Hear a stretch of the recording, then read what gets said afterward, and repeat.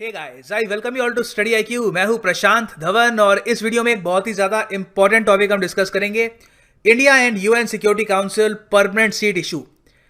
क्या इतिहास में हमारे देश को एक ऐसा ऑफर आया था कि इंडिया एक परमानेंट मेंबर बन सकता है यूएन सिक्योरिटी काउंसिल का, और इंडिया ने ऑफर ठुकरा दिया था? क्या ये जो आज के टाइम में इंटरनेट पे डिबेट चल रहा है बिटवीन वेरियस पॉलिटिकल पार्टीज, इसमें फैक्ट्स क्या है? जानेंगे, काफी कुछ यहाँ पे आपको जानने को मिलेगा।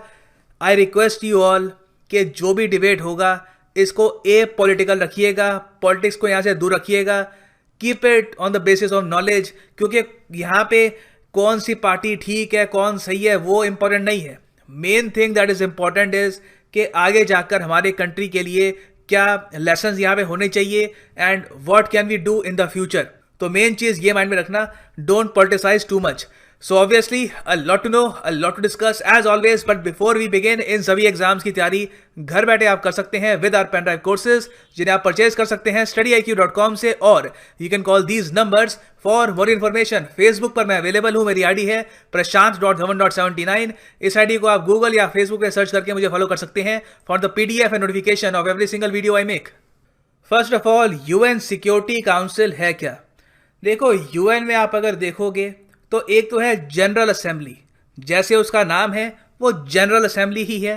जो भी कंट्री वहाँ पे मेंबर बनना चाहे बन सकता है। ऑफ कोर्स कुछ कंट्रीज को प्रॉब्लम भी आती है जो अपने आप को एक सॉवरेन कंट्री डिक्लेयर नहीं कर पाती, मगर ज़्यादातर कंट्री छोटी बड़ी, Sri Lanka, Nepal, Bhutan, India, Pakistan, Indonesia, Brazil, सारी कंट्रीज आपको जनरल असेंबली में दिखेंगी।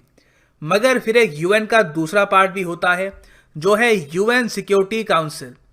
UN Security Council is primarily responsible for maintaining international peace, security to the Security Council, और ये मीटिंग करते हैं वेरियस कमेटीज आपको इस सिक्योरिटी काउंसिल के अंडर मिलेगी। द सिक्योरिटी काउंसिल एक बहुत ही पावरफुल ऑर्गन है यूएन का, संयुक्त राष्ट्र का। यूएन के टोटल 6 ऑर्गन्स हैं, उनमें से एक है यूएन सिक्योरिटी काउंसिल, और हालांकि किसी डॉक्यूमेंट में आपको लिखा हुआ नहीं मिलेगा, मगर ऑब्वियसली बहुत ज़्यादा पावर वेस्टेड है इस सिक्योरिटी काउंसिल में। इस सिक्योरिटी काउंसिल में 5 परमानेंट कंट्रीज हैं, मतलब कि उनकी सीट बरकरार रहेगी, और उसके अलावा 10 टेम्परेरी कंट्रीज होती हैं, उनकी सीट चेंज होती रहती है, उसमें वोटिंग सिस्टम काम करता है। इंडिया भी वैसे यूएन सिक्योरिटी काउंसिल का पार्ट तो रह चुका है, मगर नॉन परमानेंट 2 साल के लिए रह चुका है काफ़ी बार। मगर क्वेश्चन काफ़ी बार इंडिया में ये आता है कि why isn't India a permanent member of the UN security Council? इतना बड़ा देश है, दुनिया की सेकेंड लार्जेस्ट पॉपुलेशन, और कुछ ही सालों में चाइना को सरपास करके दुनिया का सबसे ज़्यादा पॉपुलेटेड कंट्री बन जाएगा। ट्रिलियंस की इकोनॉमी है, 3 ट्रिलियन की इकोनॉमी होने वाली है कुछ ही समय में, और उसके बाद आने वाले टाइम में जो ग्रोथ है उससे बताया जा रहा है कि 10 ट्रिलियन की इकोनॉमी बनेगी। एक ह्यूज मिलिट्री है, एक बहुत ही एंशिएंट सिविलाइजेशन को रिप्रेजेंट करता है। तो ऐसा देश यूएन सिक्योरिटी काउंसिल की परमानेंट सीट में क्यों नहीं है with France, Russia, US, UK and China? ये क्वेश्चन समझने के लिए, इसको जानने के लिए आपको पहले तो ये जानना होगा कि यूएन सिक्योरिटी काउंसिल में जो परमानेंट मेंबर्स हैं वो बने कैसे, how did they become the permanent members. तो इस अंडरस्टैंडिंग को डेवलप करने के लिए सबसे पहले हम जाते हैं 1945 के आसपास, जब वर्ल्ड वॉर 2 खत्म होने वाली थी। वर्ल्ड वॉर 2 द्वितीय विश्व युद्ध में आपको पता है कि 2 प्राइमरी साइट्स थी। एक द एलाइड पावर्स, जहाँ पे आपको US, USSR, China, UK, France, ऐसी कंट्रीज थी, वो इकट्ठा लड़ रही थी एक तरीके से। फिर दूसरी साइड थी दी एक्सेस पावर्स, वहाँ पे था जापान जिसकी हार हुई, इटली, फासिस्ट इटली, उसकी हार हुई, नाजी जर्मनी की हार हुई। तो यहाँ पे देखो, जैसे ही वर्ल्ड वॉर 2 खत्म होती है तो जो विक्टोरियस कंट्रीज थी, जो कंट्रीज यहाँ पे विक्टोरियस साबित हुई, उन्हीं को ऑटोमेटिकली ये परमानेंट सीट मिल गई। ये चार्टर में लिखा नहीं हुआ कहीं पर कि वर्ल्ड वॉर 2 के विक्टर्स को ये सीट मिली है, मगर सिंस यूएन का जो सिक्योरिटी काउंसिल है उसका जो आइडिया है वो एनविजन कर दिया गया था वर्ल्ड वॉर 2 के एंड से पहले ही, तो एलाइड पावर्स ने यहाँ पर अपनी डोमिनेंस रखी, और जो कंट्रीज यहाँ पे हार गई थी उनको यहाँ पर ज़्यादा प्रेफरेंस नहीं दी गई। तो इसी वजह से चाइना, आप कह सकते हैं, यहाँ पे काफ़ी लकी था, और चाइना को यहाँ पर परमानेंट सीट बहुत ही आसानी से मिल गई। अब यहाँ पर आप सोचेंगे कि ठीक है, यूएन सिक्योरिटी काउंसिल 1945 तक बन गया था जब वर्ल्ड वॉर 2 ख़त्म हुई, और जो इसके परमानेंट मेंबर्स थे वो भी वहाँ पर आ गए थे। मगर वर्ल्ड वॉर टू में तो हम भी लड़े थे, इंडिया ने भी बहुत कंट्रीब्यूशन दिया, जो यूनाइटेड इंडिया था उसका बहुत कंट्रीब्यूशन था, तो हमें भी मिलनी चाहिए ये सीट, क्योंकि ये ब्रिटेन के अंडर हमने काफ़ी कंट्रीब्यूशन दिया यहाँ पर। देखिए, पहली बात तो जब बन रहा था यूएन का ये परमानेंट सिक्योरिटी काउंसिल, तो उस वक्त इंडिया एक इंडिपेंडेंट कंट्री था नहीं। मगर ऐसा नहीं है कि सिंस इंडिया उस वक्त एक इंडिपेंडेंट कंट्री नहीं था, बाद में इंडिया के पास मौका नहीं आया इस प्रेस्टिजियस यूएन सिक्योरिटी काउंसिल में एक परमानेंट सीट पाने का। और आज के टाइम में इसी बात पे विवाद चल रहा है कि क्या इंडिया को रिपीटेडली अपॉर्चुनिटीज़ मिली थी यूएन में परमानेंट सीट के लिए, और तब भी क्या हमने वो अपॉर्चुनिटीज़ गंवा दी। अब ज़रा इस पे नज़र डालते हैं। नाउ, इंडिया की यूएन सिक्योरिटी काउंसिल में परमानेंट सीट को लेकर जवाहरलाल नेहरू से पार्लियामेंट में एक सवाल पूछा गया था। ये आप देख सकते हैं, 27 सितंबर 1955 को डॉक्टर जेपी पारेख जी ने ये प्रश्न रखा पंडित नेहरू जी के सामने और prime minister at that time, कि क्या कुछ ऑफर आई थी यूएन की तरफ से कि तुम परमानेंट मेंबर बन जाओ यहाँ पे, और हमने वो ऑफर ठुकरा दी, क्योंकि उस वक्त ये रूमर फैल गए थे कि ऐसा हुआ है। उस वक्त पंडित नेहरू जी ने कहा था कि there has been no offer, कोई ऑफर नहीं आई, ना फॉर्मल ऑफर आई है ना इनफॉर्मल ऑफर आई है, क्योंकि उस वक्त बात यह चल रही थी कि यूएन की तरफ से फॉर्मल ऑफर नहीं आई, मगर जो यूएन की मेंबर कंट्रीज हैं, जो वहाँ पे परमानेंट मेंबर कंट्रीज है सिक्योरिटी काउंसिल में, उनकी तरफ से ऑफर आई है कि आपको हम परमानेंट मेंबर बना देंगे, आप आ सकते हैं यहाँ पे।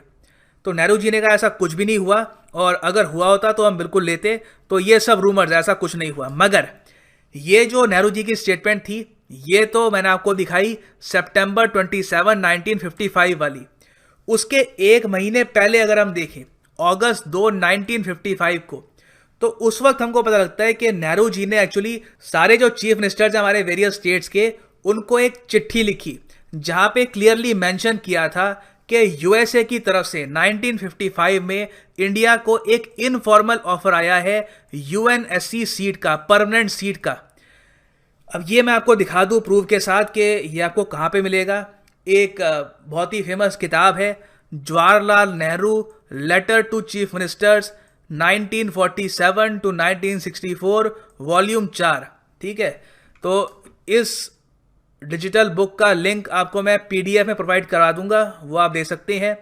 तो यहाँ पे आप देख सकते हैं, ये उस बुक का एक पेज है, ये पेज है पेज नंबर 237। ऑलराइट, बुक का नाम मैंने आपको बता दिया है, Jawaharlal Nehru letters to chief ministers.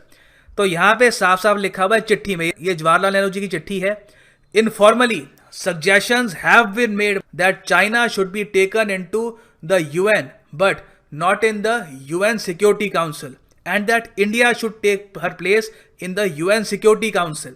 तो यहाँ पे नेहरू जी कह रहे हैं अपनी चिट्ठी में, और ये चिट्ठी रियल है, कि एक इनफॉर्मल सजेशन आई है यूएसए की तरफ से कि हम चाइना को हटा देते हैं और चाइना की जगह आपको, मतलब इंडिया को as a permanent member UN security Council में हम एस्टैब्लिश कर सकते हैं।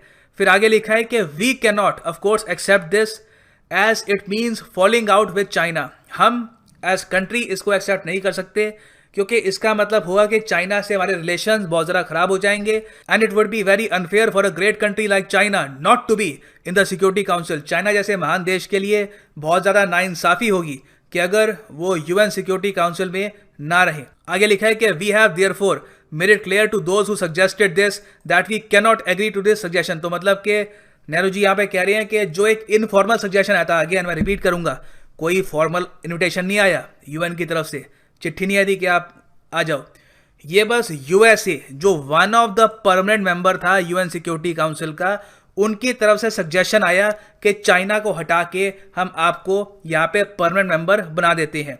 तो नेहरू जी ने यहाँ पे ये कहा कि हम ये सजेशन को एग्री नहीं कर सकते, वो हमारे पड़ोसी हैं, रिश्ते खराब हो जाएंगे, और उनका एक हक भी बनता है वहाँ पे। अब आपको समझना होगा कि इस टाइम जियोपॉलिटिक्स क्या थे, नेहरू जी ने ऐसा क्यों कहा होगा कि यूएस की तरफ से एक इनफॉर्मल ऑफर आता है और हम बिल्कुल उसको रिजेक्ट कर देते हैं। इसका रीज़न क्या था? तो जिस ऑफर की हम यहाँ पे बात कर रहे हैं, ये 1950 में आया था, और उस वक्त क्या था कि यूएस और चाइना के रिलेशंस इतने ज़्यादा ख़राब हो गए थे कि चाइना को ऑलमोस्ट यूनाइटेड नेशंस की सिक्योरिटी काउंसिल से बाहर फेंक दिया गया था। हुआ क्या था देखो 1949 में आपको पता होगा कि चाइना में कम्युनिस्ट रेवोल्यूशन आया, चेयरमैन माओ की जीत हुई और जो कम्युनिस्ट पार्टी थी उसने ओवरथ्रो कर दिया वहाँ पे सरकार को, और उसके बाद पीपल्स रिपब्लिक ऑफ चाइना, जिसके आज के टाइम में हम जानते हैं द कम्युनिस्ट चाइना, उसका जन्म हुआ। तो यूएसए इस बात से बिल्कुल भी खुश नहीं था और यूएसए ने बाकी जो परमानेंट मेंबर्स हैं उनके साथ मिलकर चाइना को अनसीड करने का प्रोसेस शुरू कर दिया था।